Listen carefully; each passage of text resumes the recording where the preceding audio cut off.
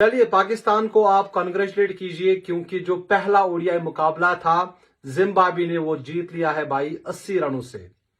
पाकिस्तान को महज 205 रन करने थे 50 ओवर में, लेकिन पाकिस्तान की बल्लेबाजी एक बार फिर से बेबस नजर आई। ऐसा नहीं लग रहा था कि भाई मजरबानी गेंदबाजी कर रहा है या शॉन विलियम, सिकंदर रजा। ऐसा लग रहा था एक तरफ से जसप्रीत बुमराह है, दूसरी तरफ से मिचेल स्टार्क है, क्योंकि पाकिस्तान के बल्लेबाजों ने एक बार फिर से स्ट्रगल किया और 60 के स्कोर पर ही पाकिस्तान के 6 विकेट्स आउट हो गए।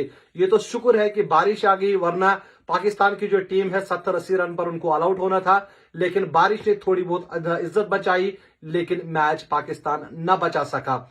अब इस पूरे मैच की अगर हम बात करें ना, तो मतलब जिम्बाब्वे के खिलाफ आपने 205 रन आपने चेस नहीं की। अब आप ये मत कहिए कि भाई साहब बारिश आ गई थी, हमारे पास अभी रिजवान बचा था, वो हम कुछ कर लेते, लेकिन नहीं भाई। सच्चाई तो ये है कि भाई साहब इस वक्त जो पाकिस्तान की टीम है ना, वो एक क्लब क्रिकेट जैसी टीम नहीं है।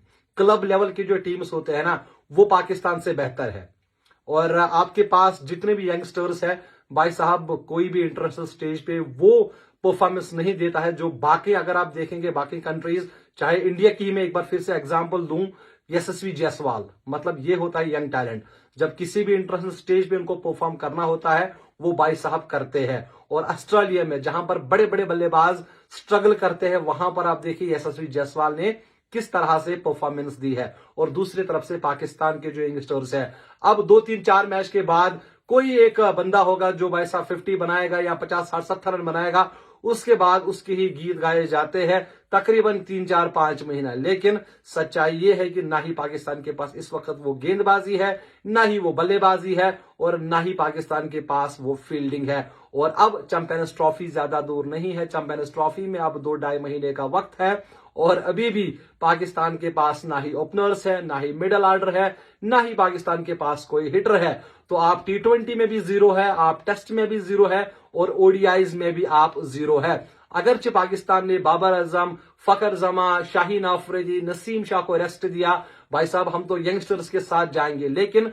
कोई भी यंगस्टर, आज के मैच की अगर मैं बात करें, फैसल अकरम एक पॉजिटिव थे जिन्होंने भाई साहब 3 विकेट्स लिए। बाकी आमिर जमाल को भी आज रन्स पड़े बॉलिंग में। फिर जो बल्लेबाजी थी आपकी, हसीबुल्ला कुछ ना कर सके, 0 पर आउट हो गए। सैम अयूब 11 रन बनाकर आउट हो गए। अब्दुल्ला शफीक भाई साहब ये 10 इनिंग के बाद एक सेंचुरी मारेगा तो भाई फिर ये तकरीबन 1 साल उसी पे चल जाता है। Abdullah Shafique no doubt technically sound बल्लेबाज है, लेकिन भाई साहब ये भी अब ज्यादा कुछ कमाल नहीं कर पाते। उसके बाद फिर आते हैं हम कमरान गुलाम पर। भाई साहब इन्होंने एक सेंचुरी बनाई थी, उसके बाद से भाई इनका भी बल्ला शांत है, और ये भी अब कोई बल्लेबाजी नहीं कर पाते। दूसरी तरफ से अगर हम देखें तो बाबर आजम को भाई साहब रेस्ट दिया गया था कि भाई हमें तो अब यंगस्टर्स को ही मौका देना है। लेकिन एक बार फिर से पीसीबी को सोचना पड़ेगा, पीसीबी को भाई साहब देखना पड़ेगा कि भाई चैंपियंस ट्रॉफी ज्यादा दूर नहीं है। आपको जल्द से जल्द जो भी आपके मसले मसाइल है वो सॉर्ट आउट करने हैं। अगर आपने सॉर्ट आउट नहीं किए तो फिर आपके पास ये जिम्बाब्वे टीम नहीं आएगी चैंपियंस ट्रॉफी में। आपको भाई साहब भिड़ना होगा ऑस्ट्रेलिया से, आपको भिड़ना होगा साउथ अफ्रीका से, आपको भिड़ना होगा इंग्लैंड से। तो आप आज ही तैयारी करें। और जिम्बाब्वे ने तो भाई साहब पहला मैच जीत लिया है, अब आपके पास 2 मैच बचे हैं, और मुझे लग रहा है कि एक आधा मैच और अगर जिम्बाब्वे जीत जाती है, जो कि एक्सपेक्टेड भी है, जिस तरह से पाकिस्तान टीम स्ट्रगल कर रही है, तो जिम्बाब्वे भाई साहब ये सीरीज जीत भी सकती है। बड़े मतलब खफा है पाकिस्तान क्रिकेट टीम से वो, इसलिए क्योंकि पाकिस्तान के जो फैंस है ना, वो हमेशा भाई साहब इनका सपोर्ट करते हैं, लेकिन कभी भी जो पाकिस्तान की टीम है वो अपने फैंस का दिल नहीं जीत पाती।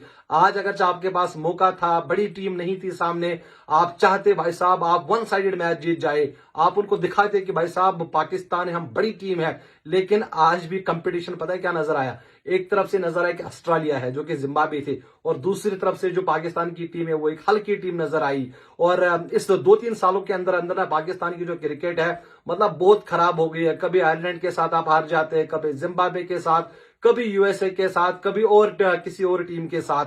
अब हालात ये है कि भाई साहब मुझे लग रहा है कि जो टेस्ट आपके पास पड़े हैं ना, अभी साउथ अफ्रीका में जाके खेलने हैं या ओडीआईज आपको खेलने हैं, मुझे लग रहा है कि वो सीरीज भी आप शायद नहीं जीत पाएंगे। फिलहाल आने वाले दिनों में क्या रहेगा, आपके साथ मुलाकात होती रहेगी। आप मुझे इजाजत दीजिए, आप अपना बहुत सारा ख्याल रखिएगा। अल्लाह हाफिज।